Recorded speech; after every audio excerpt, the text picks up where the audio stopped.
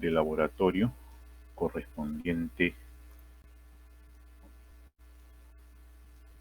al inmunodiagnóstico, vale decir, el diagnóstico inmunológico. Y antes de iniciar, debo dar una pequeña introducción a esta práctica. El diagnóstico por laboratorio, y que específicamente el que se hace en microbiología, tiene como finalidad el poder encontrar la etiología de la enfermedad, vale decir, el agente causal, independientemente de si se trate de un parásito, un hongo, una bacteria o un virus. Lo que buscamos es encontrar el nombre y apellido de ese agente causal, el género y la especie del agente causal de la enfermedad. Por ejemplo, si se trata de una infección urinaria y nosotros hacemos un cultivo de la orina, o sea, un urocultivo, el resultado de ese urocultivo será pues el nombre completo del patógeno que está causando esta enfermedad. Vale decir, Escherichia coli de repente, o Pseudomonas aeruginosa. Entonces, ese es el objetivo de ese cultivo. Si quiero observar parásitos en heces, tengo un niño de 8 años que la mamá se queja de que se para rascando el potito, que rechina los dientes, que le gusta comer tierra, y yo le hago un análisis de las heces, un examen parasitológico, puedo encontrar huevos de parásito, por ejemplo, huevos de Trichuris trichura, que es un parásito. Ese es el nombre del agente causal, de la etiología de la enfermedad. Lo mismo si se trata de una infección por hongos, paciente que tenga, por ejemplo, pie de atleta, y yo quiero saber cuál es el agente causal de ese pie de atleta. Bueno, haremos un raspado de su piel o de sus uñas y luego identificaremos el agente causal, que puede ser un hongo que se llama Trichophyton rubrum. Ese es el nombre del agente causal de la enfermedad. Lo mismo en el caso de los virus. Si yo tengo un paciente con infección por coronavirus y quiero saber si el paciente tiene el virus metido en su cuerpo, le hago un hisopado faríngeo y la prueba molecular correspondiente, o sea, una reacción en cadena de la polimerasa, para poder definir si hay genoma viral o no, y puedo dar como positivo o reactivo diciendo efectivamente el paciente tiene genoma viral de coronavirus SARS-CoV-2 en su muestra respiratoria. También estoy encontrando el agente causal. A veces no es tan sencillo encontrar el agente causal. Uno, porque es difícil de aislar. Dos, porque no crece normalmente en los medios de cultivo que conocemos.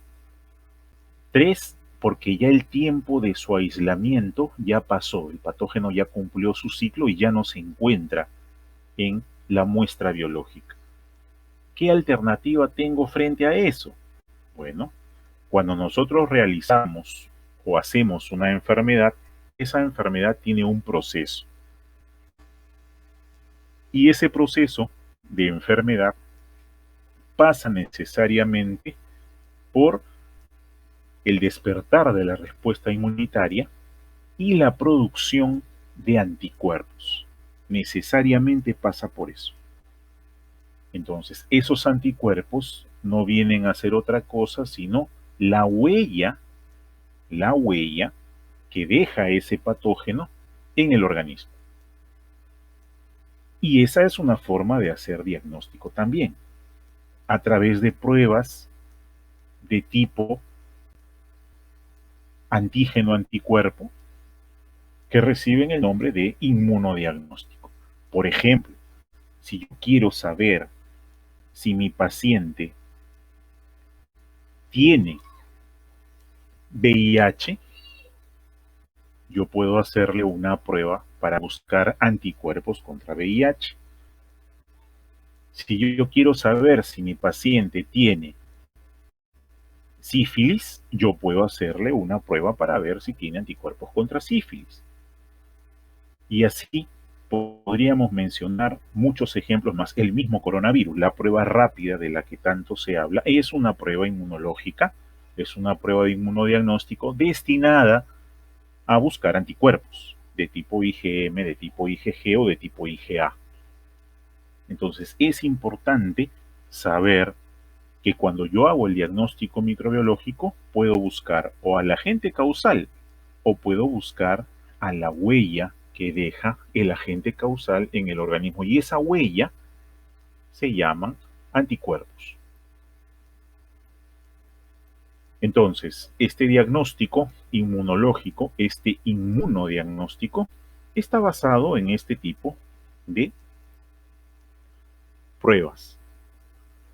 Pruebas cuyo fundamento tiene que ver con algo que explicamos la semana pasada y la semana antepasada en la teoría, cuando hablábamos de antígenos y también hablamos algo de anticuerpos. Así que antes de empezar el detalle de cuáles son estos tipos de pruebas, vamos a definir un poquito qué cosa es antígeno y qué cosa es anticuerpo. Un antígeno es una molécula, generalmente una proteína, ¿ya?, que va a desencadenar una respuesta inmunológica. Vemos en la figura aquí una bacteria y aquí un virus y el señalamiento de ciertas estructuras bacterianas y virales que son probablemente proteínas o proteínas solas o glucoproteínas o lipoproteínas, en todos los casos capaces de desencadenar una respuesta inmunitaria, vale decir, son capaces de ser reconocidos por nuestras células del sistema inmunitario y reciben el nombre de antígeno. Ahora, un antígeno es un elemento bastante grande que tiene a su vez, al ser una proteína, diferentes lugares de unión. Diferentes lugares de unión porque al ser una proteína tiene una conformación cuaternaria, una conformación terciaria, la cuaternaria de tridimensional, la terciaria de plegamiento y la secundaria y la primaria de ensamble y de secuencia peptídica o de aminoácidos. Entonces, un antígeno presenta varios lugares de reconocimiento. Cada uno de esos lugares de reconocimiento se llama epítope o epítopo, como figura aquí. Se llama epítopo o epítope, depende de la literatura que lean, es el sinónimo. Algunos lo escriben con O, otros lo escriben con E. Y esos epítopos o determinantes antigénicos son los lugares de unión con los receptores. ¿Qué tipo de receptores? Los receptores de la célula B y los receptores de la célula T. ¿Y por qué necesariamente de estos dos linfocitos? Porque esos dos linfocitos son los que se encargan de la inmunidad adaptativa. ¿Y por qué el T? Porque el T tiene que iniciar la respuesta adaptativa. ¿Y por qué el B? Porque el B es el que finalmente va a producir los anticuerpos.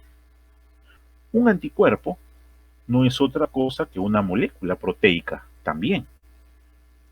Es una molécula proteica que posee lugares de unión para el antígeno.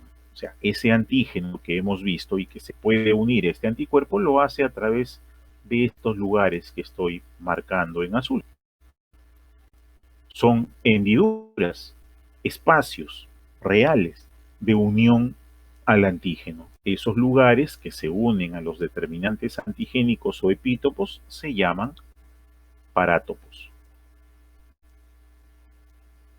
¿Cuándo es que aparecen los anticuerpos? Los anticuerpos aparecen cuando ha habido una estimulación antigénica. ¿Qué tipo de funciones tienen los anticuerpos? Lo vimos en la clase teórica. Tienen varias funciones. La de ozonización, la de bloqueo, de neutralización.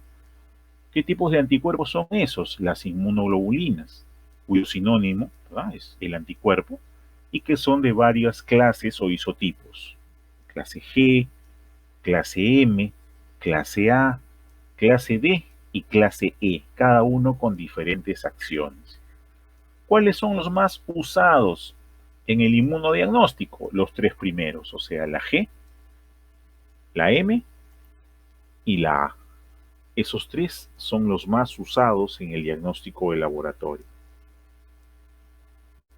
Entonces, un antígeno es específico de un anticuerpo.